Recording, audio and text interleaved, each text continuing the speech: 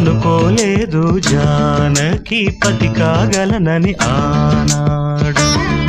ఆనాడు ఎవరు అనుకోనిది ఈనాడు మనకు నిజమైనది.